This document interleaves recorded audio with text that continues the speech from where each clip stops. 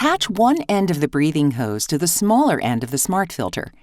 Make sure it fits to the position shown on the smart filter. Then align the larger end of the smart filter with the therapy port, gently turning to secure. For the mouthpiece, simply insert and gently twist it into the free end of the breathing hose. For the face mask, first insert and gently twist the adapter into place, then connect the other end to the face mask. For patients with a tracheostomy, insert and gently twist the tracheostomy adapter into the breathing hose.